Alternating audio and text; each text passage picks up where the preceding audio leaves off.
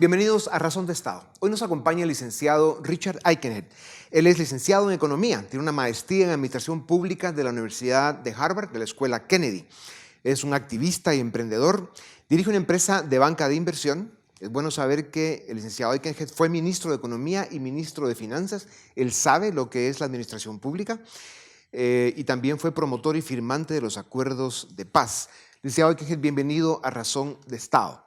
Los datos de Guatemala, sociales, políticos y económicos, dan escalofríos, son de miedo y muchos de ellos, especialmente los datos sociales, son una vergüenza para los guatemaltecos por lo mal que estamos.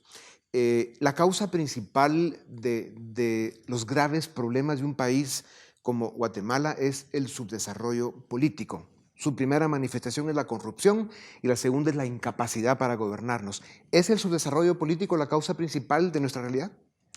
Mire, los guatemaltecos hemos sido capaces muchas veces de crecer, de generar empleo, de desarrollarnos al margen de la política. El problema es que la política ha alcanzado la economía y hoy definitivamente la política está frenando la economía.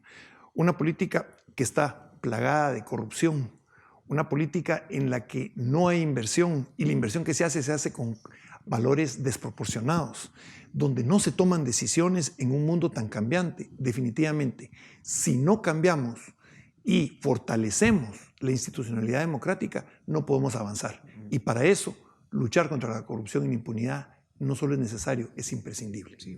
Hay algunos que plantean de que la lucha contra la corrupción provoca crisis económica. ¿Qué piensa usted? No, lo que provoca crisis económica es el énfasis que el gobierno le ha dado únicamente al tema de resistir esa lucha y de las diferencias que hay en el tema de la corrupción y la impunidad. Yo creo que debe avanzar en una línea, pero por el otro lado hay acciones que podemos tomar en lo económico que nos pueden permitir reactivar la economía y generar el empleo que los guatemaltecos necesitan. Licenciado, desde la apertura democrática, gobiernos, congresos, élites, fuimos incapaces de diseñar un modelo de desarrollo que tendría que traducirse en leyes, en propuesta de políticas públicas y en formación de una tecnocracia que implemente ese modelo de desarrollo a través de los años y los gobiernos. ¿Por qué no lo hemos logrado? Mire, yo le diría que nosotros desde el regreso a la democracia lo que logramos es hacer unas transiciones en unas primeras etapas muy importantes. Se hizo la transición hacia la apertura de la economía. A mí me tocó ser ministro cuando se firmó el GATT, que él era la reducción de los aranceles y todo, terminar con los precios topes. Eran momentos en que estábamos abriendo la economía. Después de eso, con mucha dificultad, pero se logró aprobar el Tratado de Libre Comercio con Estados Unidos, que ha sido fundamental. Esa parte fue importante. El empezar a entrar y encontrarle soluciones novedosas a los temas de los servicios públicos, como en su momento electricidad y telecomunicaciones, fue fundamental.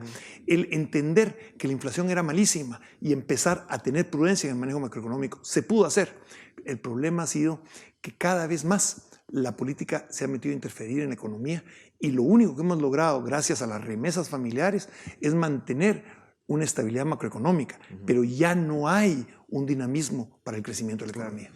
Licenciado, en el mundo político, por lo menos hay discusión de que se debe buscar la posibilidad de encontrar acuerdos mínimos para que la política de Guatemala vuelva a respirar.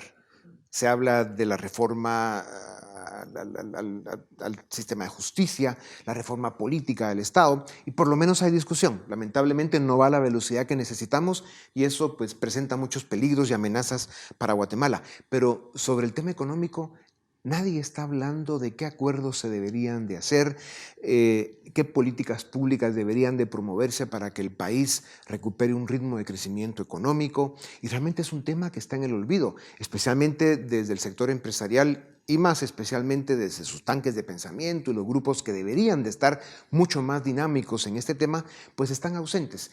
El sector empresarial ha abandonado este tema de la mesa del debate público. Tenemos una élite económica muy floja.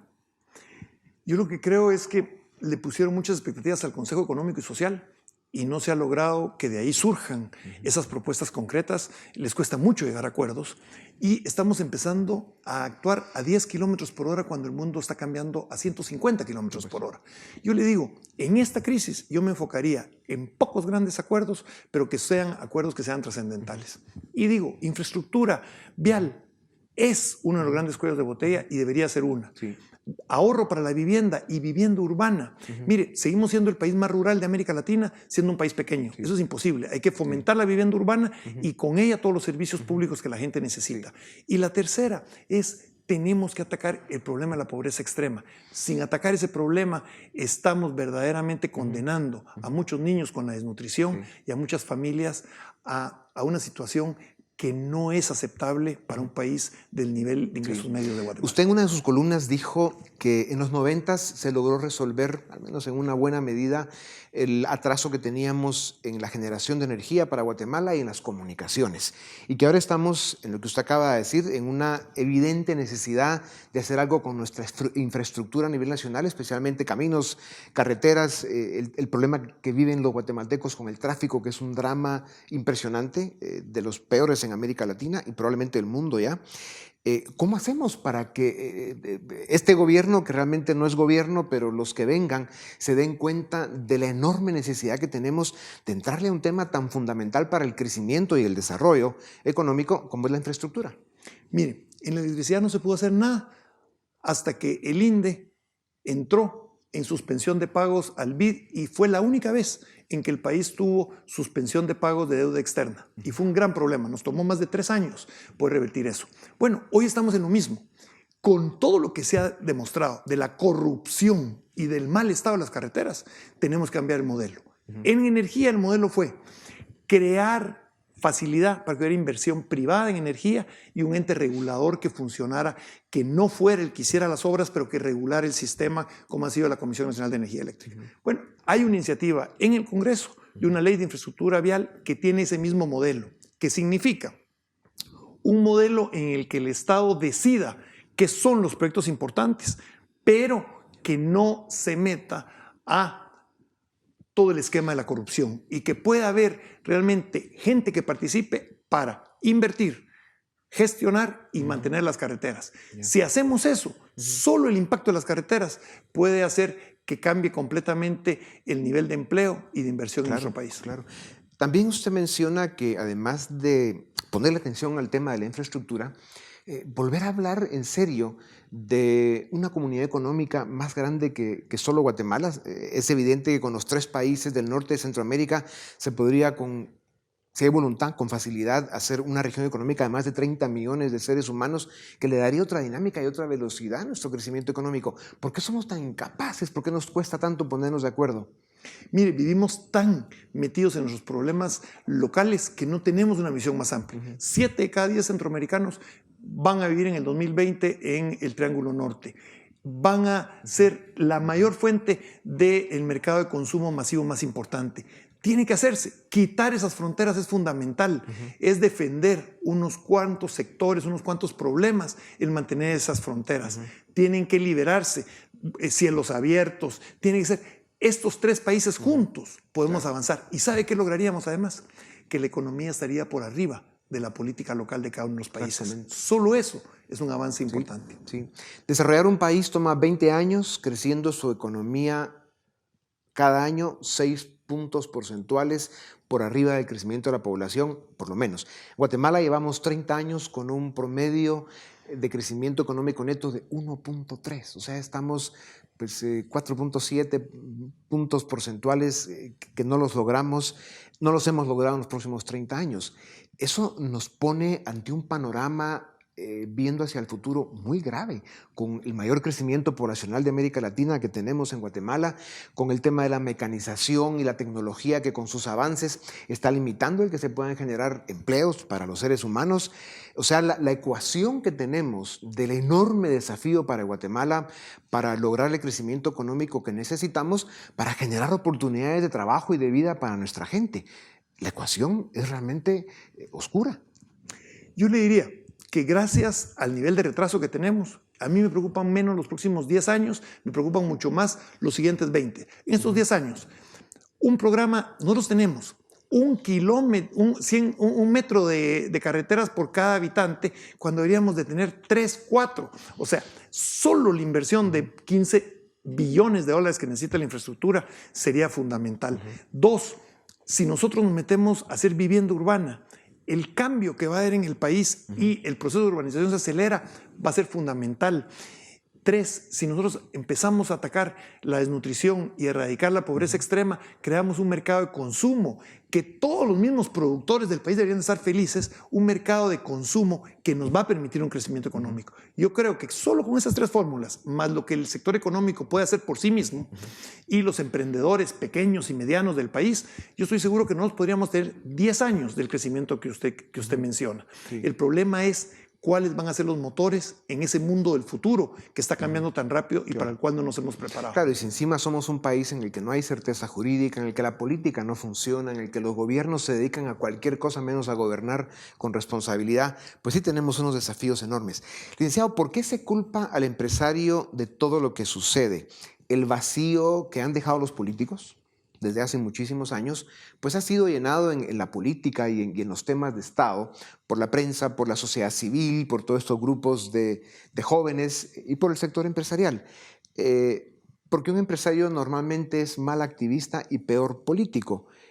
Tienen el problema de que las contradicciones y los conflictos de interés les hacen manejar muy mal los temas de inestabilidad política del cortísimo plazo, de los momentos presentes. Y por eso es que, claro, el hecho es que les afecta a los intereses del cortísimo plazo. Sin embargo, ante los problemas graves que hemos tenido en momentos de crisis política, sus posiciones son ambiguas. Cuando ya tienen que subirse a un esfuerzo cívico de la sociedad, llegan tarde y mal. Y eso ha creado una óptica muy negativa que ayuda a esa teoría de culpar al sector empresarial de todo lo malo que sucede en el país. ¿Cómo deberían de hacer los señores del sector empresarial para cambiar esa dinámica y presentar una posición más cívica, más digna, más de propuesta hacia el futuro, más responsable? Mire, yo creo que el problema es muy claro. Es como cuando usted maneja un vehículo. Muchas veces cuando usted quiere llegar a acuerdos del mínimo común denominador, que es como funcionan muchas veces las entidades del sector privado, es como estar manejando viendo el retrovisor. Entonces, lo que quieren es recuperar las cosas que habían en el pasado. Eso no va a ocurrir. Lo segundo es... Las cosas que habían pasado, como una cultura caudillista, dueño de finca, esa cultura de lo que no controlo me molesta. Claro, eso si no cambia, van a terminar en el basurero de la historia. Porque es una visión más rentista, una visión de mercado interno, protección. No, eso ya no va a darse. La segunda es que usted puede ver para hacia adelante, pero ver solo el corto plazo. Entonces usted solo quiere cambios coyunturales, pequeños. Y la otra es apostar por el crecimiento. Mire, el sector empresarial en Guatemala debe apostar por duplicar el Producto Interno Bruto. Si se hace lo que usted mencionaba hace un momento, de crecer dinámicamente, las oportunidades para el pequeño emprendedor, el mediano emprendedor, el gran emprendedor van a ser inmensas. Pero para eso debemos dejar los miedos, debemos dejar de ver el pasado y ver el futuro. Hoy necesitamos élites que estén dispuestas a tomar riesgos, no que estén buscando mitigar riesgos. Sí. El grave problema de Guatemala, que coincidimos en que es el subdesarrollo político, pues eso lo que impone es de que hay que estar conscientes en que para resolver ese problema hay que rescatar la política, y eso pasa por reconstruir o refundar el sistema de partidos políticos. Ir, pues eso, educando, formando una nueva generación de dirigentes, de tecnócratas que puedan darle a la función pública el respeto, el prestigio y la efectividad que debe tener, especialmente en un país como el nuestro que tiene tantos problemas. El sector privado puede jugar un papel importante en esto, y hay algunas iniciativas, hay algunos esfuerzos, a todas luces insuficientes, y esto lo que impone es que hay que ponerles un poquito de vitaminas a los muchachos para que se presenten con más energía. Y que participen activamente. Exactamente. ¿Por qué es tan importante entonces rescatar la política en el país? Porque no existe democracia sin política. Mire, este país le encanta hablar de política, pero detesta a los políticos. Y todos quieren influenciar a los políticos. Lo que tenemos es que transformar la política en Guatemala, y los ciudadanos que estemos dispuestos a cambiar el país, tenemos que participar activamente. Yo creo que lo peor que nos ha pasado aquí es esa multiplicidad de partidos políticos. Es mejor tener pocos partidos políticos, democráticos internamente, para hacer cada quien política. Pero ya no vale el querer solo manipular la política sin participar en política. Sí. Cuando hablamos de un modelo de desarrollo y de la necesidad de por lo menos crecer 6 puntos porcentuales en nuestra economía por arriba del crecimiento de la población durante 20 años, ¿quiénes tienen que ponerse de acuerdo? Miren, hay un gran acuerdo nacional que tiene que ver con toda la reforma que necesita el Estado, la Constitución, el sistema político. Pero hay otras reformas concretas, que son las reformas que se necesitan para salir adelante. Yo tomaría 3, 4 medidas de corto plazo para poner a crecer la economía y haría un debate, un diálogo nacional de nuevo, pero la única diferencia que yo pondría es que en el diálogo nacional tienen que ser los jóvenes los que estén presentes. Sí. No debería haber nadie de más de 50 años en ese diálogo. ¿Por qué? Porque el futuro lo tienen que construir los jóvenes. Mire, solo un tema. ¿Cuánto le dedicamos nosotros en este país a la digitalización? En este mundo que todo es digital, no sabemos ni siquiera cuántos empleados públicos hay. En este mundo que es todo digital, nosotros todavía seguimos discutiendo la licitación de nuevas bandas para poder dar conectividad en todo el país. El país necesita una apuesta fuerte hacia el futuro, hacia todos los cambios que vienen. Y para eso yo haría un gran diálogo nacional como se hicieron al principio de la etapa democrática, pero solo que ahora es un diálogo nacional de los jóvenes. No cabemos ahí los que ya pasamos a la tercera edad. Los que no hicimos la tarea. Pues bueno, como dicen, a ellos sí les tocan, a los jóvenes. Licenciado, muchas gracias. Con ustedes volvemos en un momento para seguir en Razón de Estado.